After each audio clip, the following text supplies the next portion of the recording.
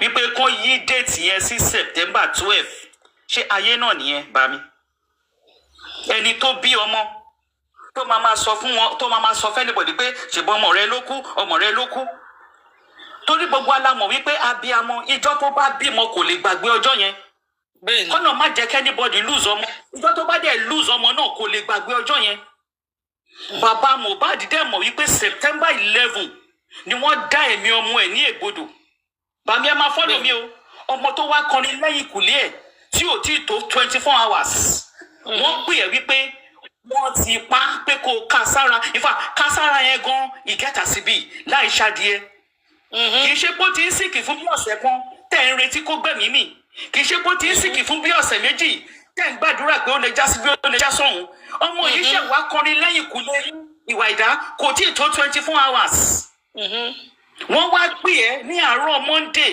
wípé báyìí ló ṣẹlẹ̀ bàbá yẹn ká sára bami ó dẹ̀ pàdé àpòpọ̀ ó dẹ̀ agree pé ìjọ́ kejì ọjọ́ tán dà ní ègbodò ṣe ayé náà nìyẹn ibi tí mo ti disagree pẹ̀lú gbogbo ayé bami mò ń bọ̀ sà ẹ̀já mò ń bọ̀ sà dáàdì mi mò ń bọ̀ sà ẹjọ́ ẹ jẹ́ kí n fi ọ̀rọ̀ yìí sọ bìkan ẹ jẹ́ kí n fi sọ bìkan.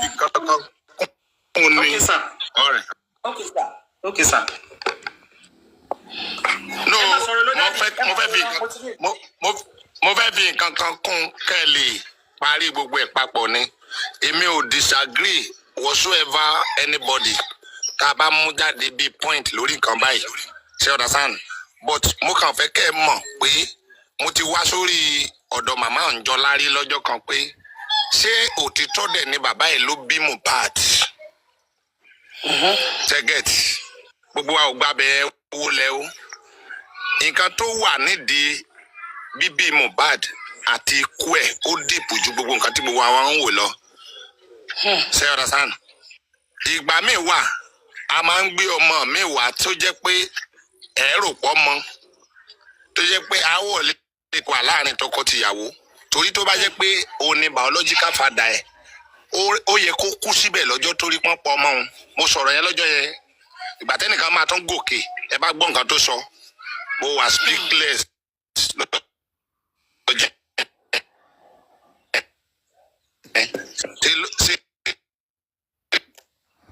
ló sọ fún mi pé ṣé mo máa. ẹ̀gbọ́n yín dáadáa. ṣé mọ̀ pé àdàpè èdè nígbà tí nǹkan bá ti ṣẹlẹ̀ sí ènìyàn ó ti mọ́ wa lára ká máa fi sọ orí ayé tẹ́ bá kíyèsí nǹkan tí mo sọ lẹ́ẹ̀kan ìdí nìyẹn tí mo sọ pé àdàpè èdè ní ibi tá a máa padà parí ẹ̀ sí èébú ńlá ni tá a máa sọ pé ayé ń ṣe ẹ́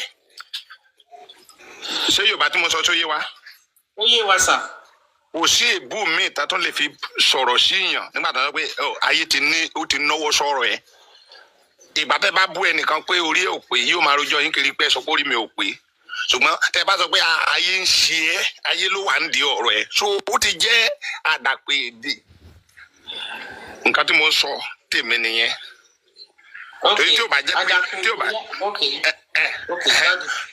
ó ti di nǹkan tó jẹ́ pé a lè sọ nísinsìnyí mọ̀ pé ẹni tó bá gbé kó wèrè ò ní pẹ́ lẹ́nu ẹ̀ láti máa sọ ó yá wèrè ní kọ́kọ́rọ́ Èkó nìyẹn ṣẹ́gẹ̀tẹ̀ ṣe mọ nǹkan tí mo sọ bẹ́ẹ̀ especially láàrin àwọn tó ń ṣiṣẹ́ commercial kò lè kó wọn wèrè ní bàbá ẹ̀ wèrè ní yàrá ìyá ẹ̀ sóyè yín ọ̀rọ̀ Lagos State nìyẹn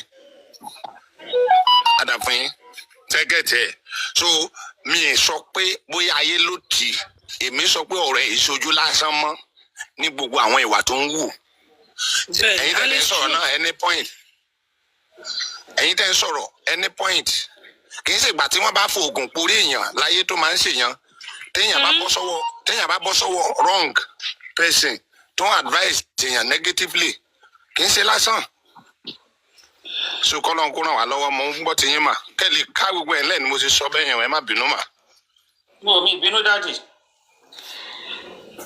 I'm still on the fact that we Africans, we always refuse to take responsibility for our actions. We will always want to put it on a third party. And the most feasible third party Taman lemo no ni aye. My position is that Baba Mohbad is 100% responsible for his actions. Baba Mohbad is 100% responsible for agreeing to the change of date. Mohbad left this world, not out of his own volition. Yes. Baba Mohbad is 100% responsible for deceiving the public. That's true. Baba Mohbad is 100% responsible for being not interested in justice, but decided to defraud the public. The public. If not because Arifa eventually brought out that voice note that Baba Mohbad did with Arifa way back December 2023. Arifa released that first voice note, quoted to 3 weeks. That voice note reveals the real identity of Joseph Aloba. Anybody who listens to that voice note will know that the moment he got to know that Mohbad don't buy, Baba Mohbad was only interested in the assets and royalty. And royalty, the money. Oh. Baba Mohbad is not interested in getting justice for Mohbad. As far as I'm concerned, that Yema Binusa, he is solely responsible to read Omulomo Kotofe gain. Chebo Uno be Mohbad. Chebe Jenny. A father should stand for their children. Baba Mohbad drove Mohbad now. It is the public that requested for justice before Baba Mohbad found his voice. That is why I will never agree to any submission that says Ayelo she Baba Mohbad. Emma Bino, I will never agree. Baba Mohbad is solely responsible. Nibita Deleni, Lori or justice for Mohbad. The day it's not because I'm on Yinka's live. Yinka Ade on record till tomorrow is the first person to stage a successful protest for justice for Mohbad on record in Abuja. The first person, successful protest, peaceful for Molomo. Yinka is not Aloba. Yinka Omeye Toshu Aloba. I don't even know who Mohbad was when he was alive. I don't know whether Yinka knows Mohbad when he was alive. But this lady in June 2024 stood, we're watching her in Abuja with people behind her, with Perkins and banner, staging a protest in federal capital territory. White House. Iwaida, Bami, Koto 24 hours, Wara Yinkamu. In fact, Koto Be Yinka gon, test the Banuje, not send this Yinka. I remember that day like yesterday. I swear down. I remember that day like yesterday. From this Aloba family, telling her you're on your own. Telling her you are on your own. We don't send you a message. I remember that day like yesterday.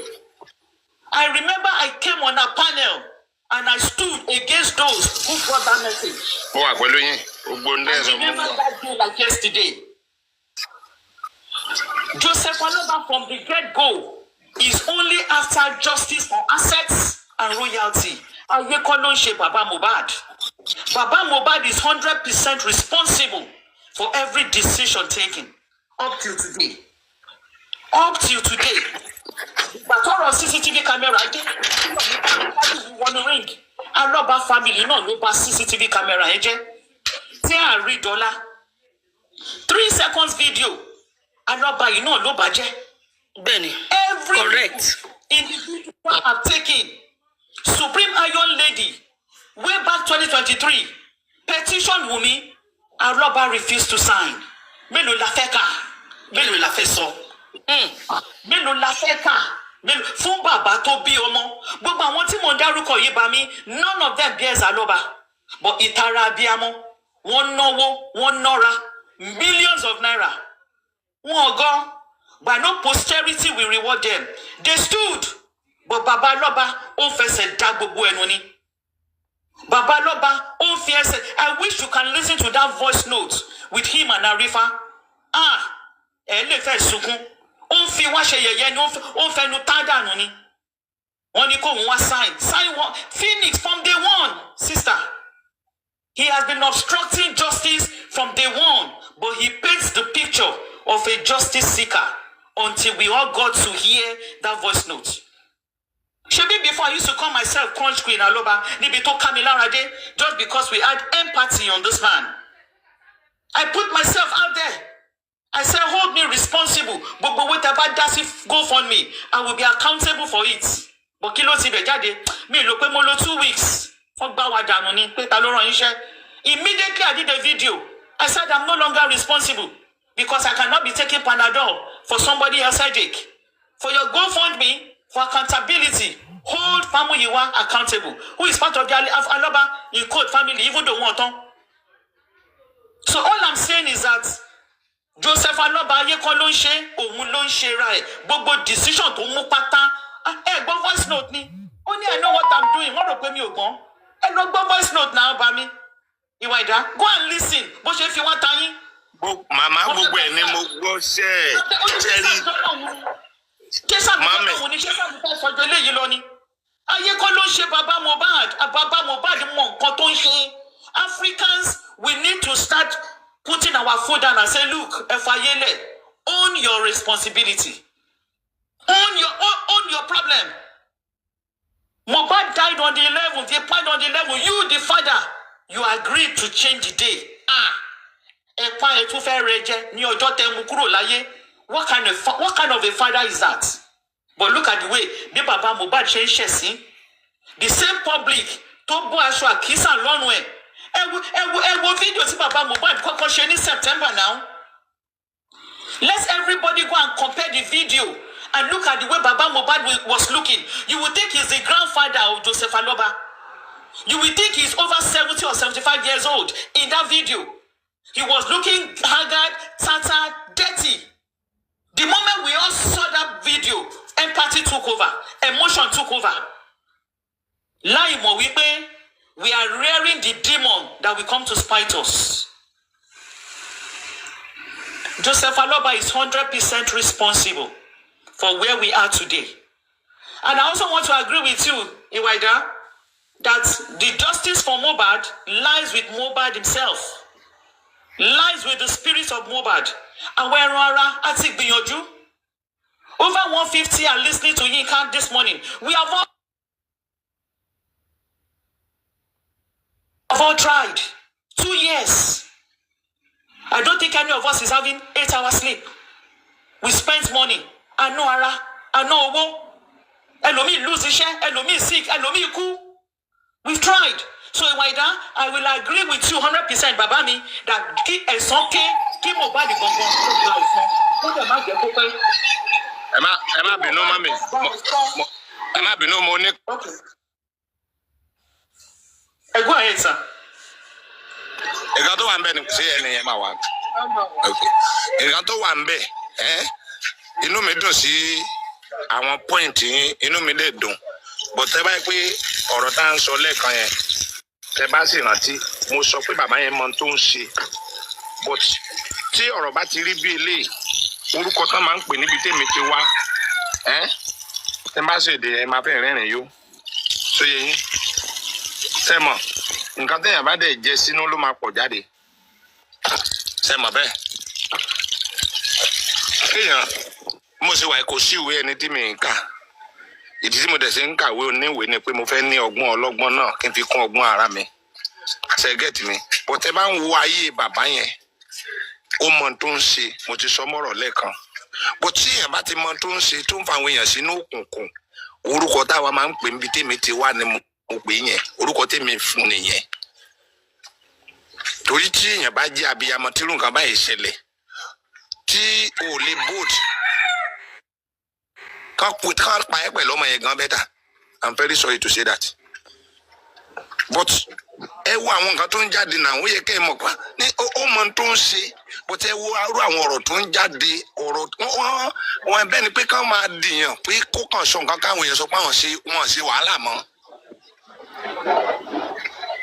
Nǹkan tí mi ń wò tí mo fi ń sọ nǹkan tí mo ń sọ ni ẹ kì í sí pé mo support ẹ, mi ò mọ̀ rí, mi ò pàdé ẹ lọ́nà kí n tẹ̀ dá mọ̀. But ẹ wo àwọn nǹkan gbogbo ìlàkàkà yín ni mo ń wò irú àwa ń sìn ẹ bá ti kó ní pé à ń lo dátà àbí nǹkan kan ẹ̀yin tẹ́ ń gbé owó sílẹ̀ nítorí ọmọ tó kú torí pé ẹ ń fẹ́ kí ìyà má jẹ ìdílé wọn gbé òun dẹ̀ sọ pé òun fẹ́ jìyà gbé ṣe understand but a gbọ́dọ̀ rí ẹ̀kọ́ kọ́ lára ẹ̀ should be in case ẹnìkan gbàdúrà kan ní last time lórí ọ̀dọ̀ ìyá Àǹjọ́lá ó ní òun gbàdúrà kí ikú ọ̀dọ́ mọ́ wá sórílẹ̀-èdè Nàìjíríà mọ́ ìgbà tó gbàdúrà yẹn mo kàn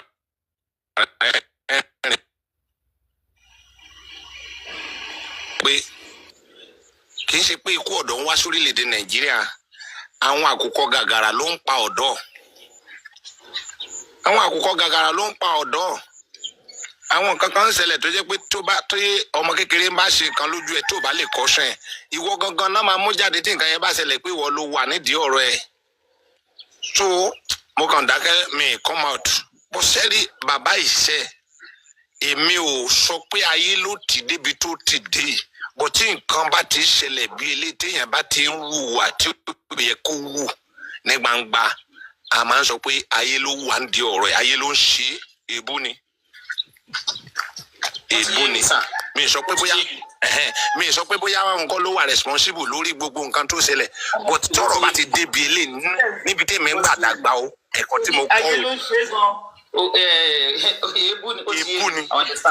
èébú ni kì í ṣe pé mo sọ pé ẹ jẹ́ ká fẹsẹ̀ létọ́ ẹ jẹ́ ká lọ gbàdúrà ẹ jẹ́ ká ẹ mọ̀ pé bọ̀dá yẹn ìgbà tọ́rọ̀ yìí lẹ́ẹ̀kan ó wò pé bẹ́yà mo ń bínú ó bọ́ọ̀lẹ̀.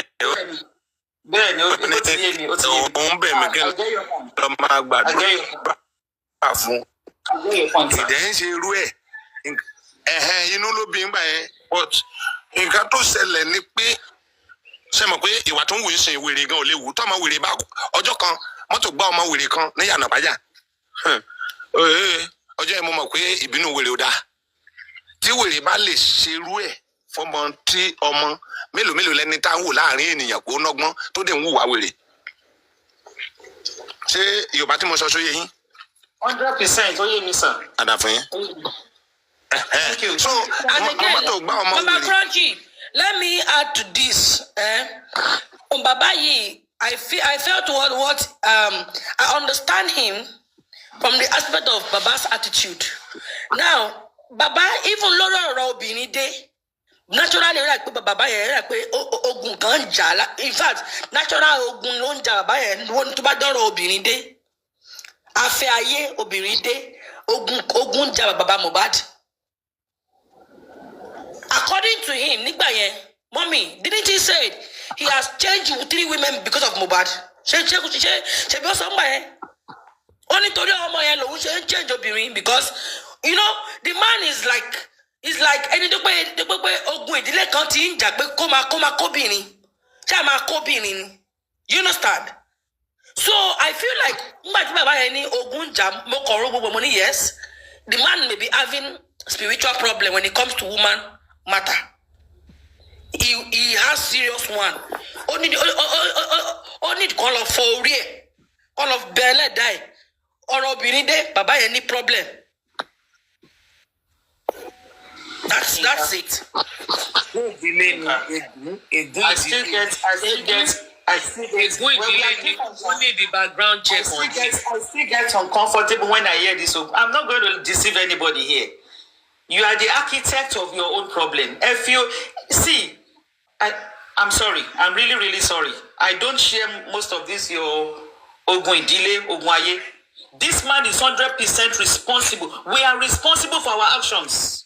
Everybody, not just everybody. But Africans have this problem. They will always look for somebody to lay that responsibility on. We are all responsible for our actions. I have always, I have always grown up with that perception up to today. Even when I was very, very young. I always challenge questions like this. Tó bá fẹ́ jẹun, ní kìsímù now. If you want to eat, are you going to put it in your nose? Are you going to put the food in your eyes? You put the food in your mouth. Why didn't I tell you to put the food in your nose? It is only when Africans make a ghastly error. But the same Aye did not tell you that when you want to drink water, passing through your ear. The same aye did not tell you when you want to drink water, pass it through your nose. She'll be entering into the body. No, you want let's see now. You want nemu now. So why don't you pass the bottle of water, pour it into your ears? Why don't you pass it into your nose? I have always heard. See, it's not because even when I was young, I know some people here believe in all these things, but I'm sorry. I am really, really sorry if I disappoint you. We are responsible for our actions. And the only reason why we keep saying aye is because we have institutions that are not functioning. You cannot come abroad and you say aye. You are going to jail because the law works. Aye no she told us don't feel any yepa. Oh, they buy you law courts now. They will open the law books for you. But Africans, our institutions are weak or ineffective. That is why even the judge beside yellow share as bad as it is.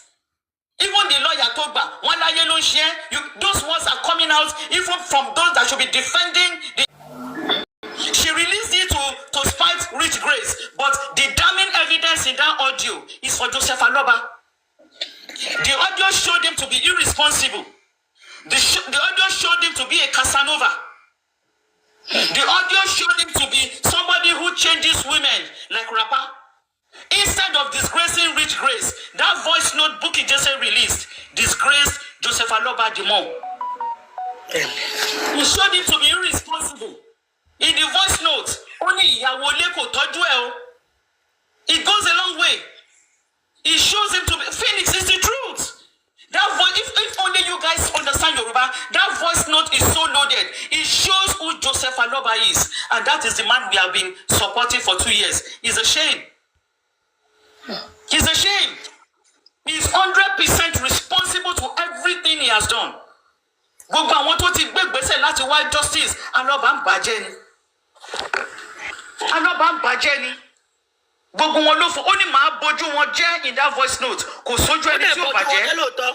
Ó bójú everybody jẹ́. Kò sí ojú ẹni tí ò bàjẹ́. Bó ṣe sọ nínú, he said in that voice note, he said, I will mess them up. In translation, he did. He fulfilled it.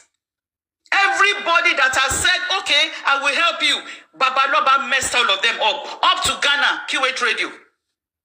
Up to Ghana, QH Radio. Berekete promised to do DNA free of charge, this free of charge. He ran away from there. He never went back. He never went back. Yes, Phoenix, he said it. He said, I will mess them in Yoruba. He said, Ma boju woje. If I'm to translate, to those who don't understand Yoruba, it means I will mess them up. I will disgrace them, to translate it. In the voice note, he said it way back December 2023. Yinka did protest June 2024. Sheko Bojueje. Oh, Bojueje now. Yomi Fabi, he came on board. Sheko Bojueje. He dishonored everybody. He went into the studio. He sang for everybody. The same public that was donating money for him, bojo everybody, Jenny. If not that Arifa released that audio, we will never know the real Joseph Aloba. That's true. And Mama, do you realize that they could not even drag Arifa? They could not even talk about him. All of them were silent. All the critical thinkers, they were cold. Because the voice note they know he has more. You cannot say it's AI, my dear sister Yinka. The voice note says a lot. It shows that Joseph Aloba has two-faced or multi-faced. You need to listen to that again and again. Oh, your blood will start boiling.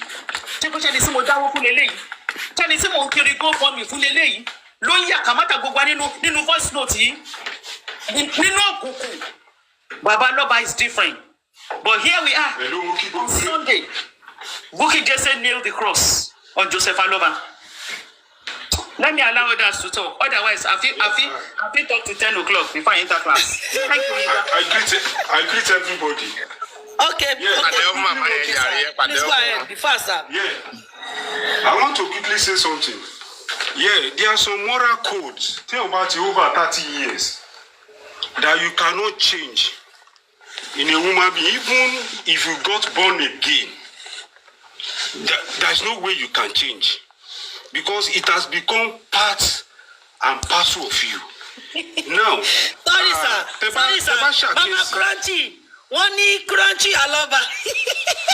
Wọ́n ti fún yín lórúkọ. Pretty princess, no now. Pretty, ever me be pretty princess. Pretty princess, just. What is the list and number phone? Pretty